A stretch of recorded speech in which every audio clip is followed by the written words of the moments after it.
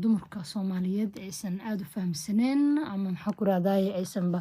priority-ga siinin boqolkiiba boqol waxaan xoog saarnaa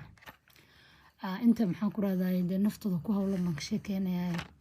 boodhigooda caadiga jirka sida uu cadaan lahaa ama uu iyo udgoonka iyo waxyaabaha noocaasa laakiin habka caafimaadka marka la dhaho ma ka warqabno vitaminskeena timaha jirka inuu jirkaagu dhalaalo oo qurux bato ma ahan macnaheedu inaa kareemo qaaliya iyo waxyaabaha noocaas oo kale soo iibsatid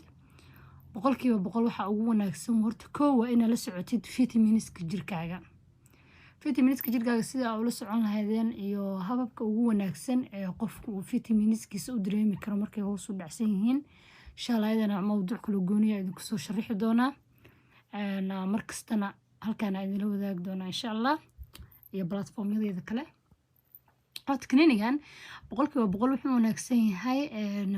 saa idin soo sheegay timaha wuxuu siinayaa craft xoog macnaha timahaaga si sahal ah uma jajabayaan ama uma daadaadanayaan sida wada ogtihiin ama aa isku aragteenba boqolkiiba boqol ama aa maxaa ku radaa kaba cabatiin intiina badan waa timaha marka aa shanlaynayno oo kale waa aragta timeena dhulka kusoo daataan shanlada tumin camalaa soo raaca iyo dhulkaba because of tinti xoog ma lahan bixitaanka iyo quruxda ama dhalaalka waa gooni iyadana waan sharixi doonaa laakiin waxyaabaha ugu badan oo sababa timaheena inay dhulka soo daataan kow waa tintiin awood lahayn because tintu markay nafaqada ka dhimato awood maba jirtaba waxay noqonayaa waa gaari bilaa shidaal ah ugu badan oo tintu ku socoto ama tintu ku qurux badnaato ama ayna dheeraata sababta ama markay korkaaga muuqato ama isku xiranto kala qurxisa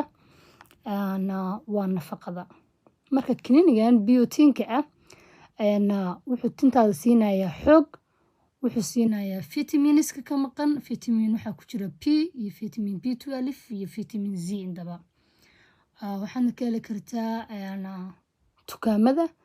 caadiga ah waaweyn waliba kuwa wax umaleynaa cosmetiga iyo farmasiyada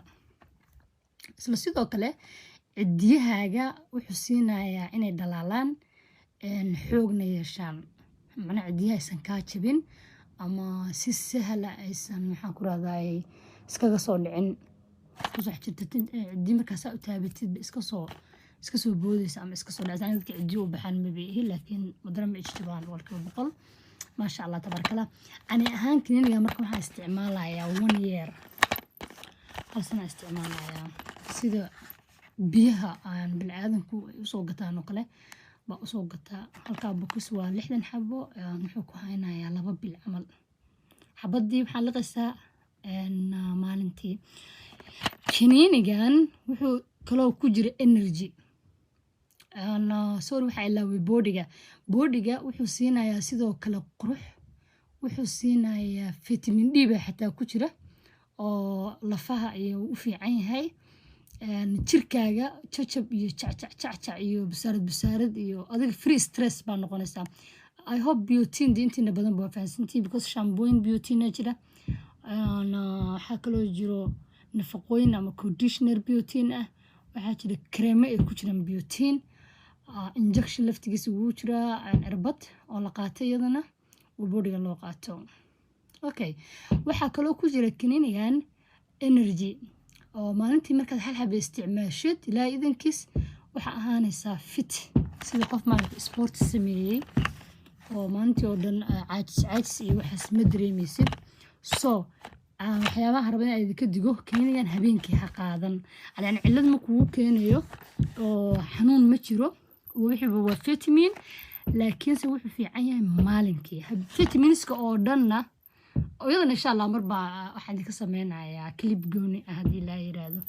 vitaminska oo dhan maalintii lama qaato dad waxa arkaysaa markay asriitooda tagaan ku dhaaya waa qaadanay ama haddaan qaadanana ama haddaan soo qaato kala ka sheekeynaya because qof sii seexanaya dee energy uma baahna iyo wuxuu maanta dhan ku soo jeeda ama fit ku noqdo waxaa kaloo idinka ilaawi talo oo kaniinigan ku saabsan I hope inaan waxba idinka ilaawin oo kaniinigan meelaha ka helaysiin farmashiyaasha iyo dukaamada cunooyinka lagu gado dadka kalena maxaa maxaan ku raadayay aan isticmaalin waxyaabahan online shopka baan sheegayaa dadka online isticmaala magaciisa la ku qoraysiin caadi waxa ku sameysanaysaan waa order garaysanaysaan kaas maanta waa gatay mid kale oo isla intaasoo kale ah oo maxaan ku raadayay jirka inuu qurxiyo xoogna siiyo timaha iyo cidiyaha sidoo kale oo isna waxaa jira wax yar ka gedisan waa capsule kan waaye ani ahaan waa isticmaalaa labadaba waana isku isticmaali kartaa waa caadi laakiin kan xoogaa waxaa 100% ka maxaan ku raadayay activesan oo kale aniga ahaantayda aan aaminsanahay waa kan kale xoogaa tinta markay noqoto inuu kuu bixiyo xagga dheerarka timaha xooga quruxda kan aniga ahaan kan aan jeclahay because of kan markaan qaadanayay 6 bilood baan kan kale soo bilaabay kan baan bilaabay ugu horeynta kan isticmaali jiray xoogaa timaha wuxuu ku siinayaa fitamiin uu ku siinayaa oo timaha way ku qurux badnaanayaan laakiin iyo cidiyahaba iyo jirkaba laakiin dheerar ma ka dareemin badan ma macquul dad oo ka dareemay inay jiraan laakiin ani ahaantayda dheerar badan ma ka dareemin hasaate isagana wuxuu ku fiican yahay xagga enerjiga iyo lafaha vitamin D ku jira badan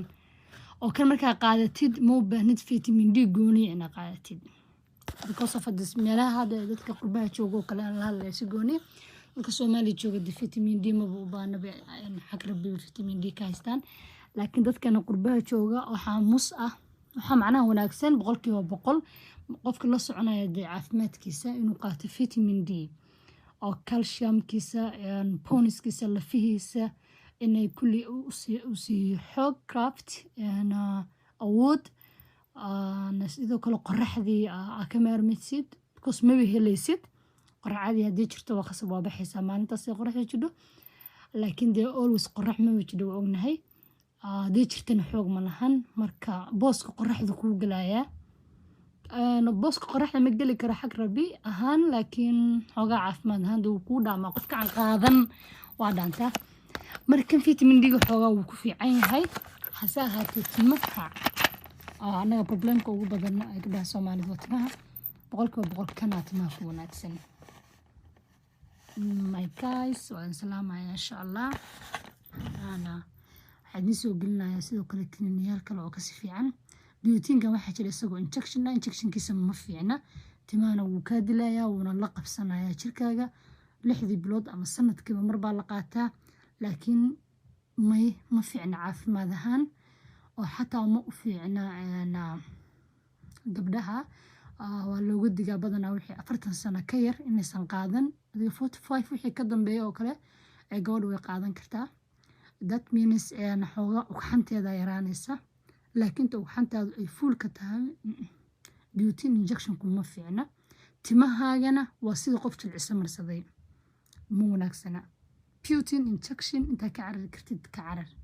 laakiin biotinka tablet ka soo qaadan kartaa biotin oo shampoo ugu jira waa isticmaali kartaa laakiin 100% كنينيجا أيانا ونكسن وأولاشن حنان أو مركلة الدلاء السلام عليكم ورحمة الله تعالى وبركاته.